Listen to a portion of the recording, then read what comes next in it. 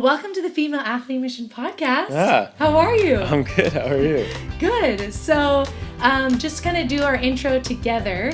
Female athletes on a mission to talk honestly about faith and life and being a woman in sports. That's what the fam's all about. But we have a dude with us today, so it's a little bit different. Yeah. But while you're here listening or watching, we just hope that you'd feel and you would know that you're not alone and that you would be encouraged and inspired. So I'm your host, Natalie Lawrence, and today we have Kero. Say your last name. Kero Makramalla. Makramalla. Yeah. Makramalla. Okay. Is it spelled M-A-C? Makramalla? M-A-K. M-A-K. Okay, Yeah. M-A-K. Makramalla. He is a good friend of mine. We met in sports ministry, and after quite a few conversations here and there and running into each other at tournaments and stuff, I was like, I have to have him on here because he is a certified athletic trainer and master's in athletic training. So master's in athletic training. Okay. So I wanted to have him come on to talk about female athletes, injury prevention, all that stuff, but also to hear a little bit about his story. So that's what we're going to do here. I'm really excited. So why don't you tell us your bio? Who are you? One, stoked to be here. I think it's really cool. But so Kero, I am a strength athletic trainer and strength and conditioning coach at OC Fast Twitch. Started off there right now, and then kind of have my own sports medicine gig going over there right now.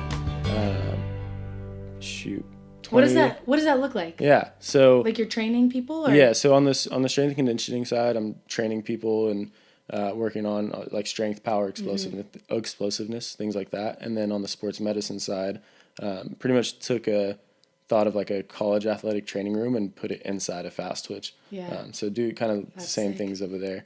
And are you working mostly with college, professional? What's your kind of demographic?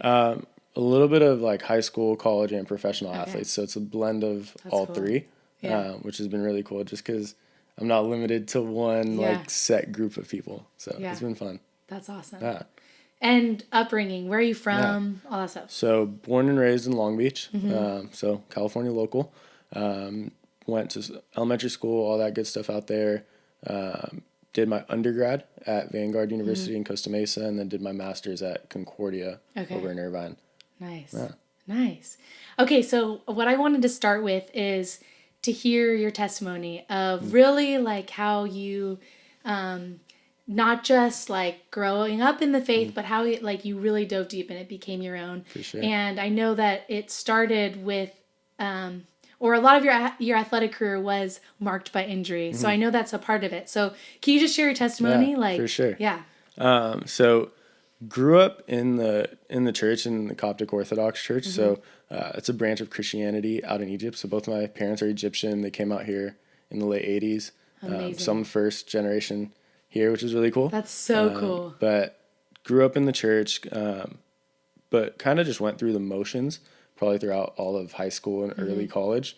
And then once I got to Vanguard, got there, ran track at Vanguard, but kind of was, like you said, just injuries and stuff going on. So freshman year got kicked off the track team. My stupidity at the time. Was able to, honestly, blessed to come back and work with Coach Wilkins. But so he brought me back my sophomore year. I was running the 100 meters, and it was probably our second or third meet of the year. Tore my hamstring and was out for a good, pretty much the entire season. That's a huge injury. Yeah. No, it's a fun one to come back from. And then my junior year, right before season, ended up having stress fractures in both of my shins. So I was out for a bit then. So that's kind of how my athletic career was going. But got to Vanguard. I remember my first chapel at Vanguard my freshman year. I hadn't been exposed to any other form of Christianity. So I got to the chapel and I was like, what the heck is going on? Was super confused and was kind of deer in the headlights of whoa. What's the kind of describe a Coptic service versus an evangelical service? Totally. The closest thing I can compare it to is the Catholic Church. It's very you got the liturgy and the it's just a lot slower paced and very like structured in its way of like keeping everything old school a little bit. Yeah. So it's a little bit different. You're not going to have like a band up there singing and things like that. So a lot of hymns and things like that. So it's very, a lot more old school is the best way I can explain it, I guess. But yeah, so got to Vanguard, was kind of like, what the heck's going on? Kind of went through the motions my freshman and sophomore year. And through that time, especially once I got into my junior year, I was kind of like hit with like my third injury at that time, or second injury, but third year of like having my competition kind of hindered. Yeah. And I was like, dude, what the heck is going on? Like, why is God punishing me? Why is he like getting me injured? Like, am I doing something wrong? Am I a bad person? Totally. And through that, I like dove a lot deeper into my faith, and Vanguard surrounded me with so many like great mentors, and was able to like sit down and really process through that. Yeah. And like finally came to the conclusion of like, like God is good. Wow. There's so much that we don't necessarily see. And it's like the clearest example is like the blind man in the Bible, and he restores his sight. And I think it was the Pharisees, they were like, what sins did his parents commit to make for him to be blind? And because they're trying to find out like, why are you blind? Did you do something wrong? Exactly. Did your parents do something wrong? Yeah. And Jesus is like nothing. Like, wow. No, he's like, here, he's just blind. Yeah. So I'm like, dude, like these injuries are not due to Jesus punishing me. Like I just am injured. Yeah. So it was almost like a way of me having to like trying to put my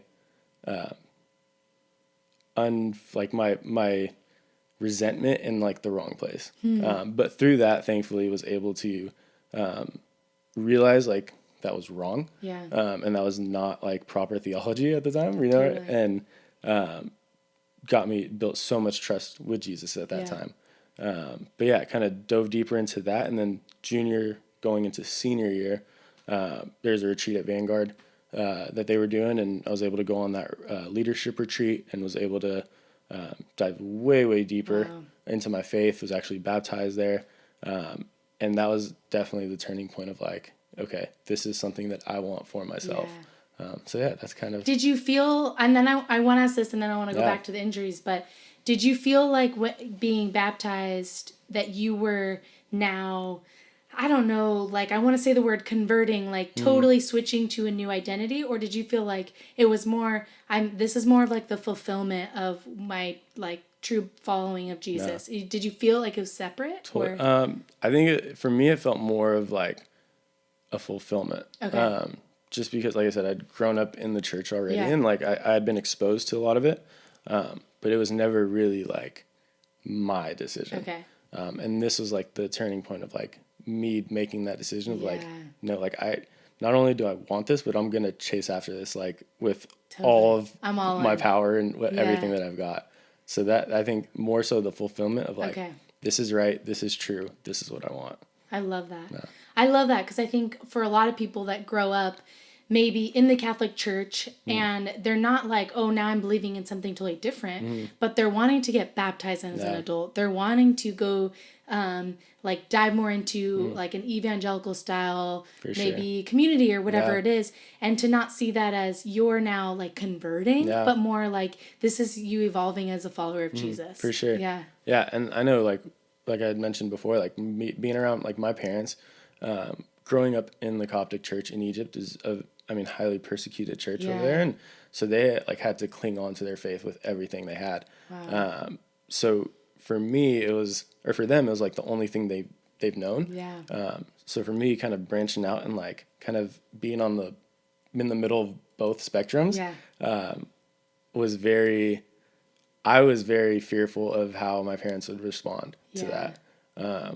But luckily, they were super amazing. Understanding and loving and caring about it. They were just like, it's not like you're believing in something else. Like you're believing in Jesus. Like, so they were pretty cool about it, which was amazing. Yeah, it was really cool. Yeah. My Jewish mom took my faith a little differently than that. But however, we won't go into that today.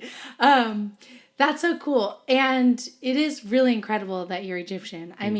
Do you feel, this is totally another side note. We don't even really have to go down this, but what was it like being like a lot different than like a lot of the students at Vanguard? Yeah.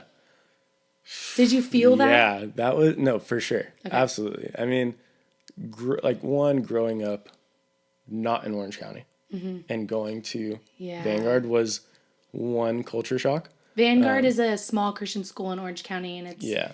a lot of similar people. Yeah. Yeah. So felt different in that a little bit. And then also the fact of being Egyptian, I was probably, I mean, at the time, maybe one or two Wow. of us were on campus. That's crazy. So it was a little different, but I mean, didn't really, I didn't really feel like I was like set apart or anything like that. I mean, everyone over there was super loving and welcomed me like without like a doubt welcomed me. You know what I mean? Like I had no cases of like any problems there or anything. So that was really cool, but definitely can kind of stepped in and was just like, this is different. Yeah. Okay. Like, but I mean, at that point you just have to adapt and see how it rolls, right? Totally. That's awesome.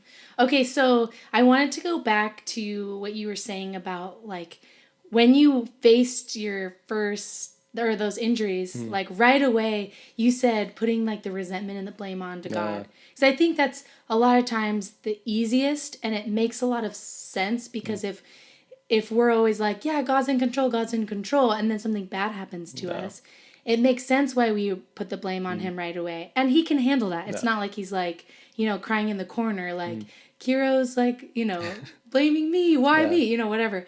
But at the same time, this is why theology, like, matters so much. For sure. Because if our theology is that God is inflicting this pain on me because of something I've done, then it's going to challenge whether we believe God is loving and good. Yeah. And then we're going to relate to him different. For It's sure. almost like once you realized that God was loving and good and he wasn't punishing you, you were able to like have a different kind of trust in him. Like, okay, I can trust you. Like, you're not out to get me almost. So is that kind of a little bit? Yeah. I think once my theology was, better aligned to like the truth of who Jesus is, it was one of those things where it's like, I now, rather than trying to take whether it was a injury or whether it was a problem and just throw it on like, God is punishing me or this is coming from God, I'm like, no. Take a little bit more responsibility. One, we live in a broken world. Things happen.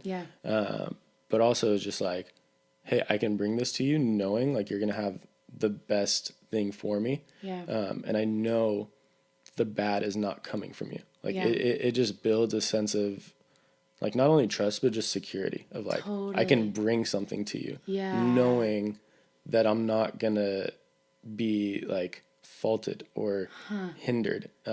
So I think that was the biggest piece for me. That's so good. And such a great encouragement for anyone who's listening that maybe is trying to process through their injury. Or not just an injury, but just something like really crappy that's going on in their life. And I think even if you do like, believe that God is more in control or more implementing these things, to still remember that we're living in a broken world and he's not the source of evil. He's not the source of those things. But that at the end of the day, he is in control, that like the final say is in his hands. And the final say is ultimately in heaven. So even when things really sucky happen here, we can always have the hope that it's going to be fully made good and restored and made new. And even if we don't see that now, like the end is secure.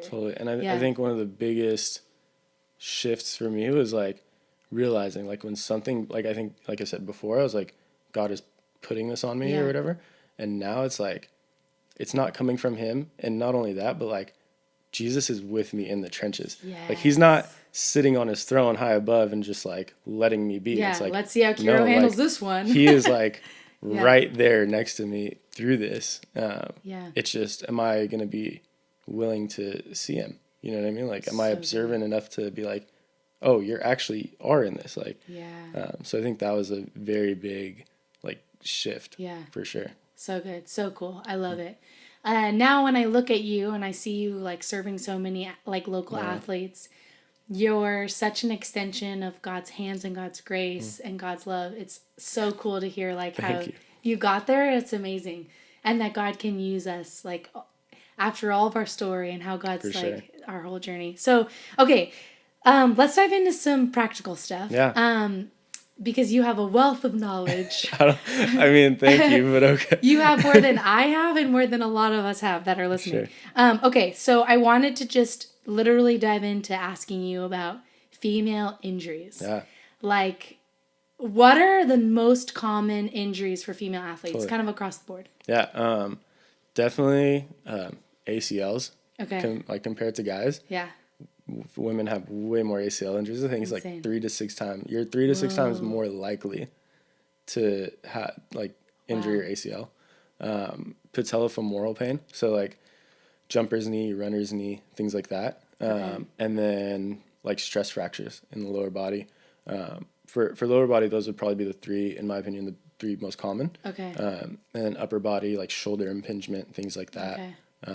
And then separate from that, you have like, I think you probably deal with eating disorders more, different like burnout more, feeling like you have to overwork a lot more. I think those three, in my opinion, I don't know if there's like statistical research behind that, but in my opinion, I've seen, like, I think girls are freaking dope, dude. You guys are willing to work. I'm sorry, but like, it's true. I love it. So I think like when it comes to like burnout, or overuse injuries, things like that, I think it's a little bit more susceptible just because you guys aren't willing to like back off, dude. You're just going to go and like get after it. So that's fascinating. So there's more overuse injuries. Do you think that's because like girls are almost like working through things when they should pay attention to stop, kind of thing, or slow down a little bit? A little bit, yeah. Okay. So it's like your overuse injuries. I mean, some of them are due to like the way your body is structured, but then also it's like, in my opinion, I think guys will probably be like, I'm hurt, I need to sit out, whereas girls are like, I'm gonna push through this pain. Yeah. At least from what I've seen. Yeah. So it's fascinating. Yeah, I want to like know why, but maybe that's for another conversation. Yeah. Okay. So, what part of the thing that you just said is it's like part of it's just the way our bodies are built. So describe that a little bit. For sure. So when you look at like lower body injuries, a lot of them come from, so women have wider hips naturally, just 'cause you guys have to give birth, right? So it's just the way you're made. Yeah. So what that we does, get to give birth. Yes, you get to give. I'm sorry. But from there, like because of the wider hips, your like femur is now kind of coming in a little bit. So you have a little bit more valgus knee stress, like on your knee. So what that means is like you have your knee kind of caves in a little bit. So like knock knees, things like that. So what that does is puts, stress on your knee whenever you're cutting, jumping, running, things like that. And then the other side of it is just the female athlete triad, which I'm sure you've heard of before, of like like not enough nutrients, and that's whether or not you have an eating disorder, your irregular menstrual cycles, and then low bone density. So those three are all going to affect you a little bit more than guys. Wow. Yeah. Shoot. Okay, so I want to go into the female athlete triad, but first let's go into just the fact that our anatomy is built different, and that like there's just going to be a different kind of stress on their knees. Totally. So what can women do then For sure. to like counteract? Yeah. So to keep your knee health safe, one of the biggest things is strengthening your hips external rotators. So like your glute med, things like that, to where it's going to keep your knees from caving in like a little bit too much. It's going to kind of rotate your hips a little bit out to have them in a little bit more straight of an alignment. And that'll help with the knee. And then it's also going to help with just the way your mechanics are when you're landing. Because when you land or jump now, the likelihood of you caving in is not as high with your knees. And then strengthening up your hamstrings. Okay. They're probably the biggest reason. I think it's like 70% of ACLs are non-contact. Crazy. And it's usually because of your landing mechanics, your cutting, your sprinting, whatever it may be. But the glute med and the hamstrings are going to be your two biggest key muscle groups, I guess, to say, because your hamstring, strengthening your hamstrings is going to keep your tibia from shifting a little bit too. So by avoiding that, and then also keeping your knees in proper alignment, your likelihood kind of now decreases a substantial amount. So I have heard this, that like women tend to be more quad dominant. For sure. Is that just because like if we're gonna be doing squats, are we like using more of our quad rather than like how do we build the strengths in our glute and our hamstrings? Is it more intention when we're weightlifting, or is it totally different weights? So a lot of it is just doing exercises that isolate those muscle groups, right? So before, I mean, obviously you can still do your squats or things like that, but do like hamstring specific exercise or glute med specific exercises, right? So that way you're building up those muscles to kind of balance out first. Now when you go to a squat, for instance, you're a little bit more prepared to load up all of the muscle groups rather than just one a little bit more dominantly, right? That's good.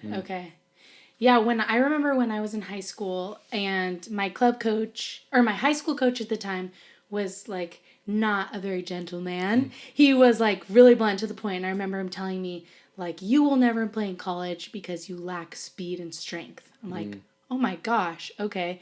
And also that's what had been affirmed by other coaches. So I remember going to my club coach and being like, Glenn, like my coach told me I'm never going to play because I lack these things. Like, how can I get faster? And he told me that I need to work on hamstring strength.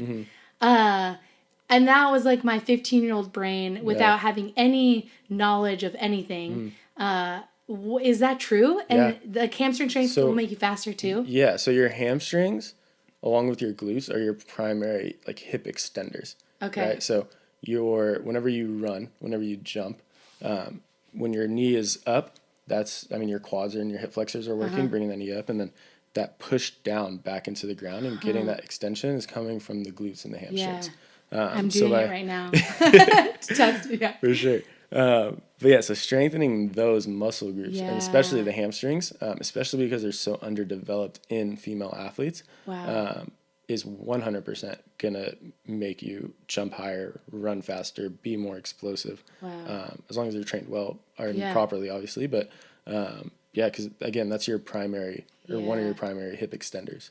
That's amazing. Yeah, and that's a motion you're doing, running, jumping, any sport you're doing, you're using those muscles, right? That's so good. Okay, so from an injury prevention side for female like lower body injuries, like really that's the secret is like hamstrings and glutes.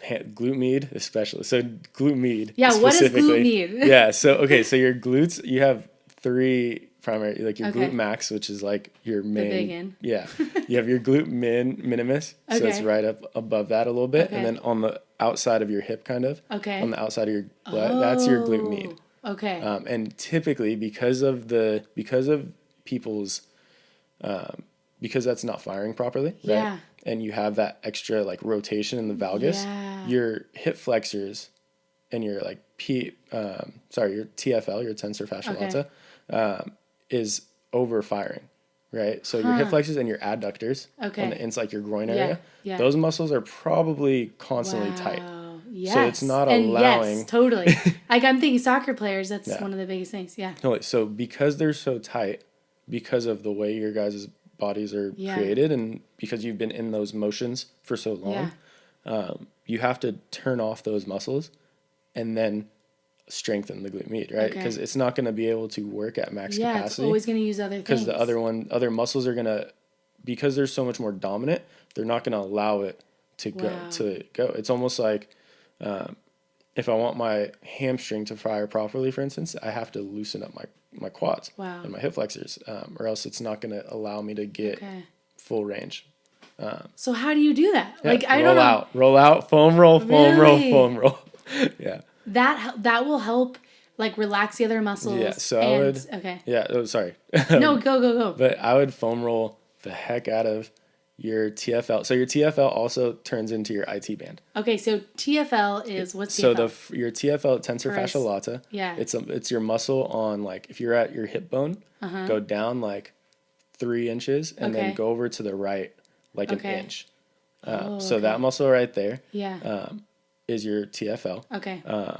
And it's mainly like a hip flexor, but Okay. because if your glute med isn't firing properly, it'll act as an external rotator a little bit. Okay. Which is why some people get like IT band pain Yeah. because that muscle turns into your IT band, Okay. and because it's Yeah. doing a movement it shouldn't. Yeah. So if you loosen that muscle up, and you loosen up your adductors, which is the muscle, your glute med's antagonist. Okay. So right? your you groin have muscles. your opposite muscle, right? Okay. Now, but you're able to strengthen the Okay. glute med a little bit more efficiently. So Okay. I would foam roll Yeah. on those 2 muscle groups, Okay. and then start those specific exercises, like Okay. strengthening exercises. So if someone wanted to do this, could they just Google like glute med exercises? Okay. Yeah. Just make sure when you're doing them that you actually feel it in your glutes. Yeah. And you're not feeling it on the front side of your hip a don't- little bit. Totally. Oh my gosh. You know what? Okay. I got all these personal questions now. Go for it. So when we're talking about hip flexors, Yeah. and I know as a soccer player, I tend to be really tight there. Every core exercise, everything I do, I feel it in my hip flexors. Yeah. What is that about? Turn them off, turn them off, turn them off. So you just have to think about. You have to roll out, and you have to kind of, if those muscle groups are, because your hip flexors are going to tag into some of your core stuff, right? That's just the nature of them being so close to each other. Yeah. But if I'm doing a core exercise, for instance, if I really want to make it specific to my core, and I know my hip flexors are overfiring, roll them out as much as possible as you can beforehand to kind of get them to relax a little bit, and then do your core exercise. Okay. But even core exercises, in reality, like athletes should probably be doing, more like anti-rotational core exercises. Okay. So you can look those up on YouTube, like hollow holds. I need to write all these things down, and then I can give you all the link in the show notes. Totally. Hollow holds, a pal-off hold. Pretty much we're not going for a 6-pack. We're going to keep your spine stable when you're moving. And by doing those exercises, you'll probably hit your core a little bit more. Yeah. Especially, again, after you turn off those hip flexors a little bit. Wow. But having both of them So fire good. is not a bad thing.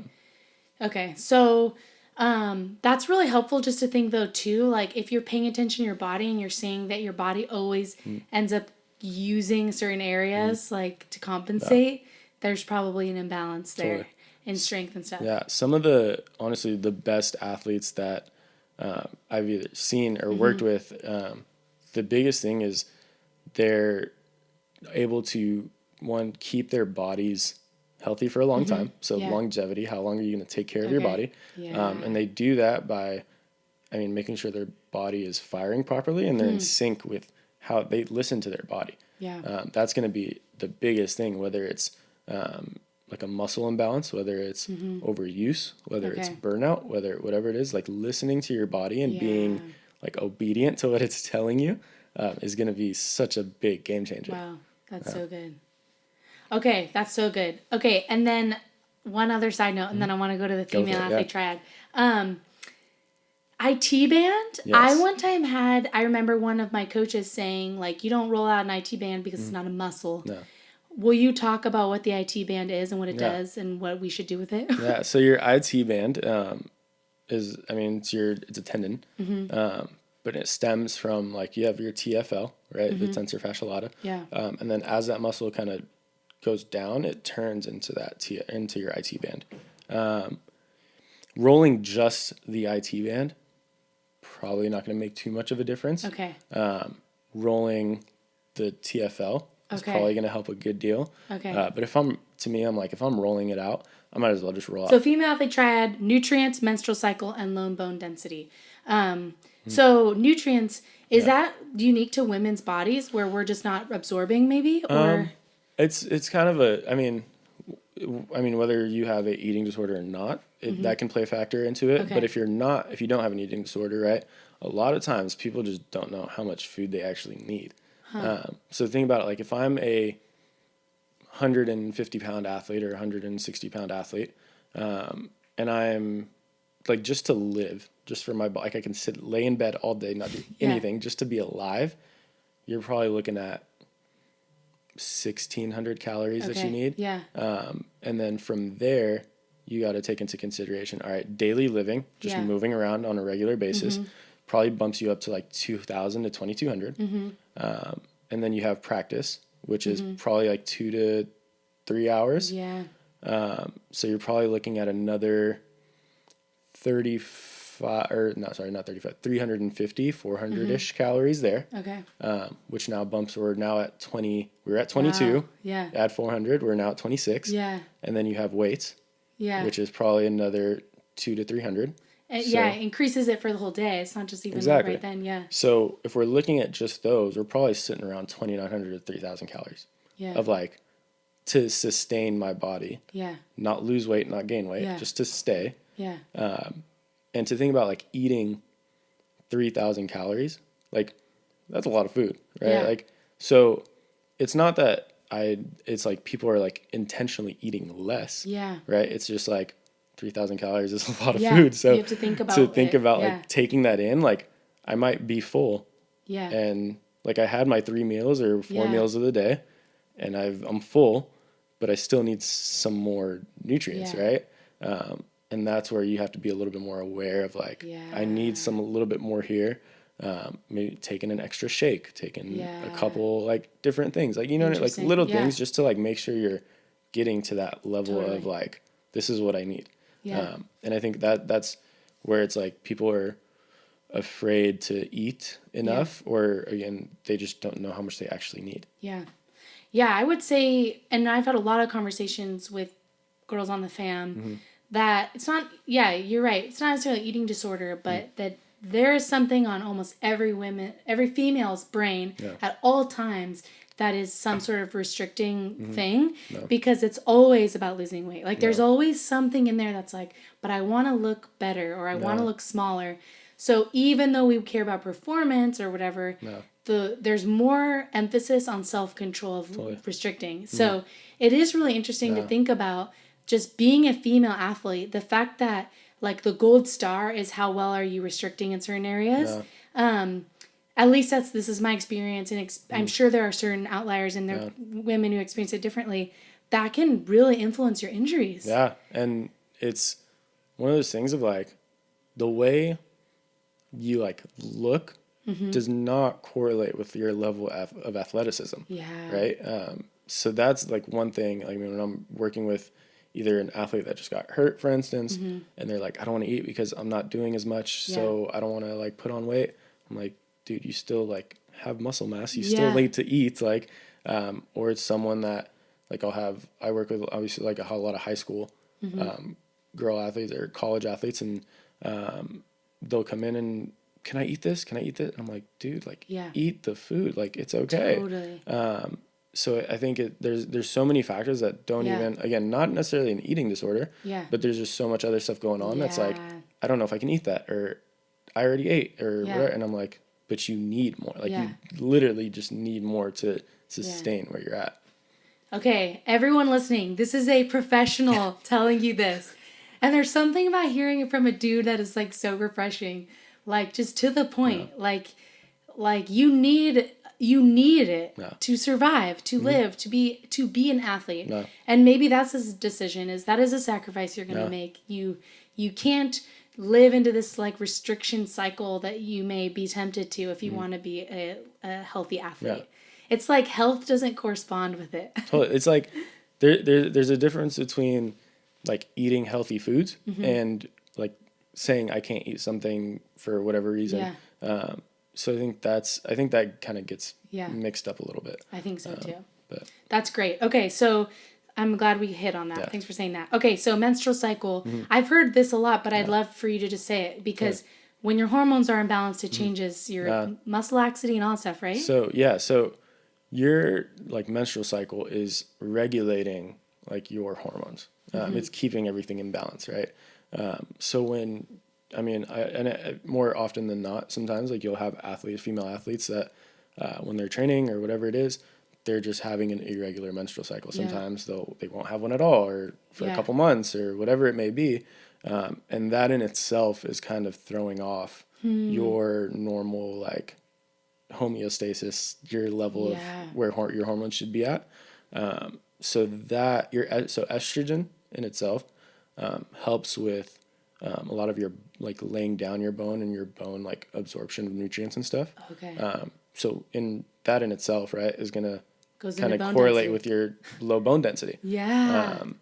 And I don't know how to regulate everything. That's not my field. Yeah, totally. But that's where kind of the correlation Okay. comes into bone density specifically, along with other things, whether it's your energy levels, whatever it may be. There's definitely a big correlation of like your irregular menstrual cycle is affecting the way your body is performing or the way your body is kind of making sure it's staying balanced. That's crazy because I just saw this tweet the other day, and this is going to go back to the eating part, but it was like if you're like healthy eating coach or whatever, or healthy eating, like if your diet is leading you to not having your period. So a lot of times calorie restriction and overworking out can lead to not having your period.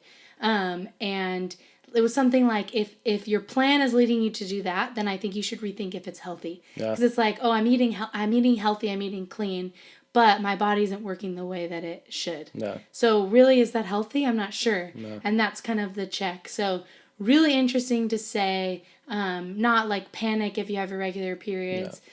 This is funny because I'm talking to you, but because I had that growing up, and that was just a part of my journey as an athlete. And not to necessarily have fear about that, but make sure, either maybe get some help, get some conversation, have some conversations about it, and see if it's something that you might be doing, overworking or under eating or something like that. No. Is that kind of, I know you're not a professional on that. Is that what you would say? I mean, I think I like you said, it's more common than not. Yeah. But it's like, talk to your physician, whoever you're talking to, of like, hey, like, I noticed this.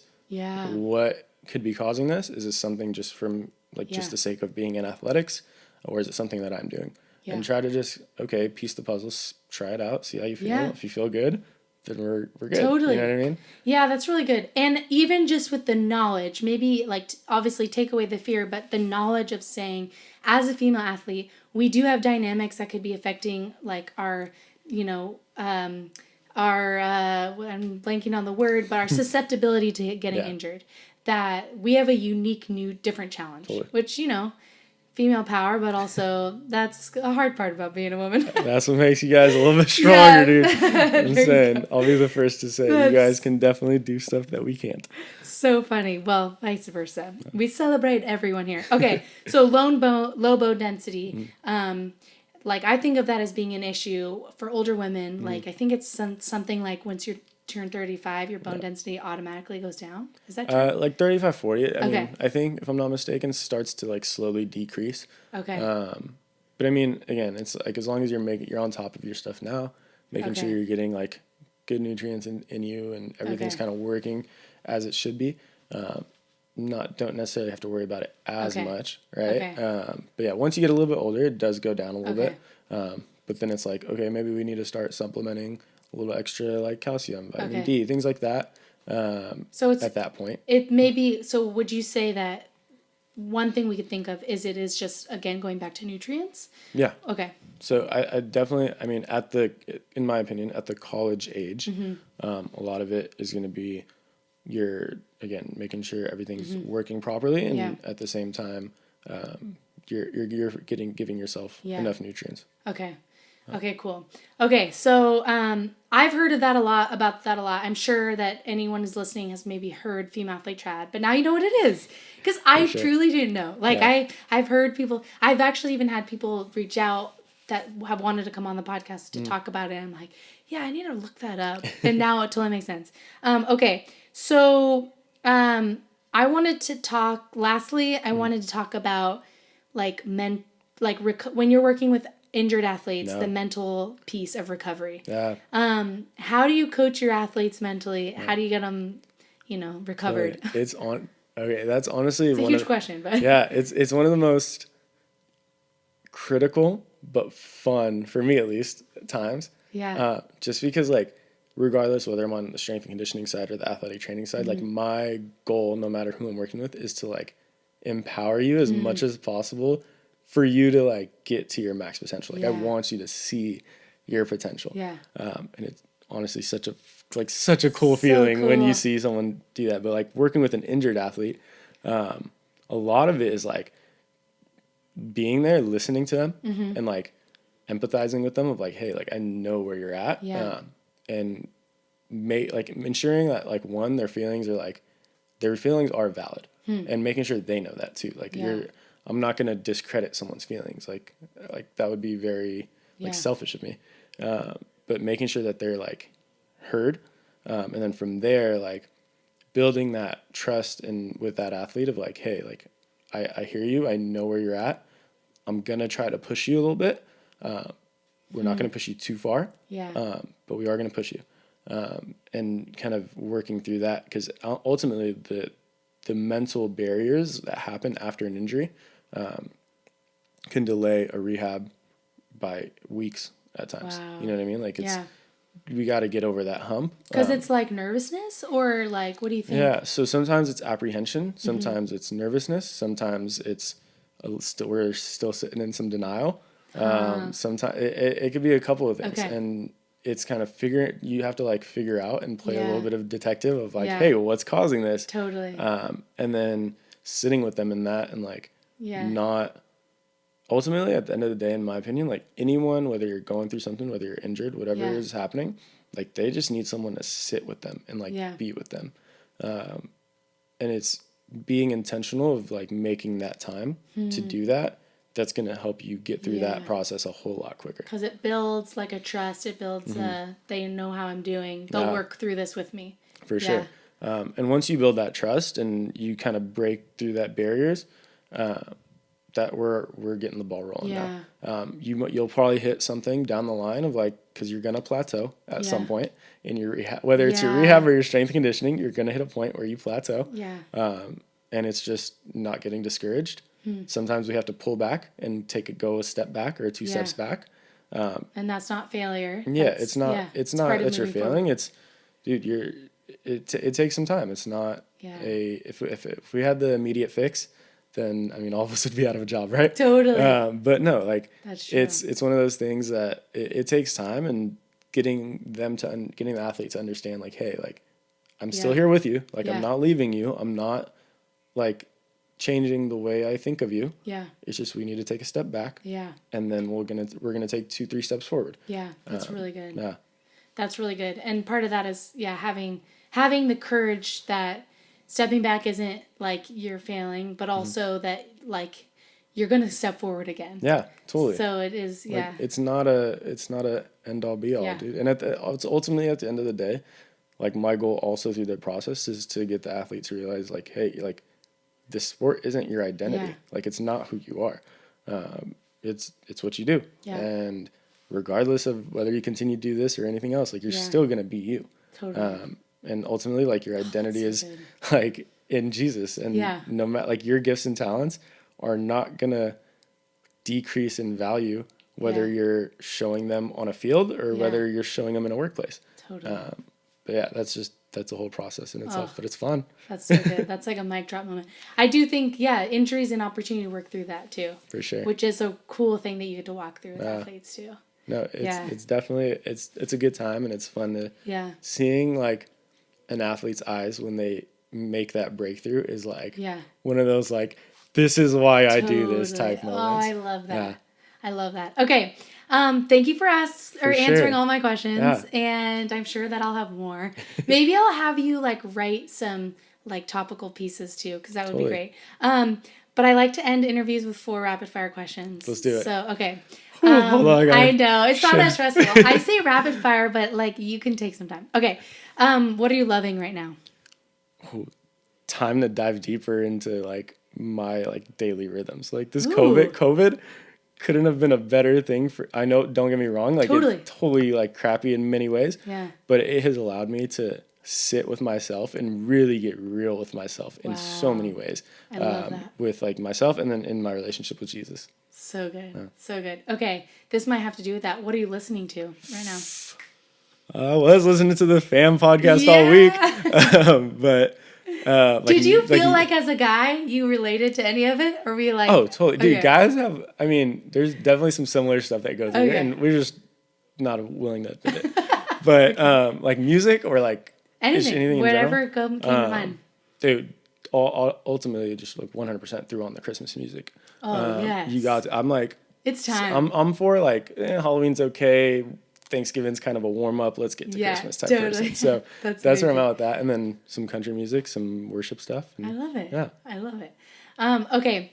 What motivates you? Seeing people like reach their max potential, like without a doubt. I love Seeing that is one of the coolest things in the world to me. Oh my gosh. I love like that. that's literally what I do. Has that always been something that motivated you, or was that like something that once you realized like not only your own success is it motivating, but once you start seeing other people's success? It kind of started off as like, I just love getting in the trenches with people. Like I love, hey, you're going, like I'm riding with you. And then it kind of really stuck. I think you had Megan Locklear on the podcast. So I did the internship with FCA volleyball. Okay. And she kind of came in as well and helped me find my why in a sense. Yeah. And kind of that process was like, hey, this is like pinpoint, this is what it is. And I was like 100%. Totally. So yeah. Oh, anyone should go back. I talked with Megan Locklear, and I don't know which number it is, but I'll put it in the show notes, but about team, like when there's like issues on your team. So it's really great. So you should listen Megan's to that. the GOAT. Yes. Okay. So last question is, what's the best advice you've ever been given? Oof. That's a tough one. Dang it. Ooh, I know. It ends up being just what's the first that comes to mind in some senses. Go for it. Like failure is not like, so I didn't realize failure wasn't a actual word until like the 14th century. Really? So all the time people were telling me, hey, like it's not failure, it's learning. I was like, I don't get this. And then it finally clicked when I looked up failure, and it literally was not created until like the 14th century. So taking everything as a learning process rather than thinking of it as failure is 100% the best thing that I can like, take. And that you can use that in anything. Yeah. So dang, that's good. That's good stuff. Yeah. All right. Well, thank you so much for coming on. For sure. Thank you for having me. The Female Athlete Mission Podcast. 100%. I'm all in. You're awesome. Thank you. Okay. Well, just to do a quick closing, thanks for listening to this episode of the FAM Podcast. I hope you enjoyed our interview. If you have any deeper questions, reach out to Kero. I'll put his information. Why don't you share with us how to find you? Like, or maybe if you're local in Orange County, how can they work with you? Yeah, totally. I mean, my personal Instagram is Kero.Makramalla. I'm sure she'll write my name with correct spelling. To find our sports performance facility, you can find us on Instagram at OC Fast Twitch, and then my sports medicine clinic at Fast Twitch Sports Med. So those are, easy ways. DM them. I'll be the one to DM you back. Oh, there we go. Always open to having a conversation or seeing how we can help. Cool. Oh, I love that. And special thanks to Unite Health Share Ministries. They're our main sponsor. They're why we're able to do the FAM Podcast. We love them. They're a Christ-based way to do healthcare. You can look them up at uhsm.com, and I'll send you a link in the show notes as well. All right. For sure. Woohoo. Yeah, thanks for having me. Nice work.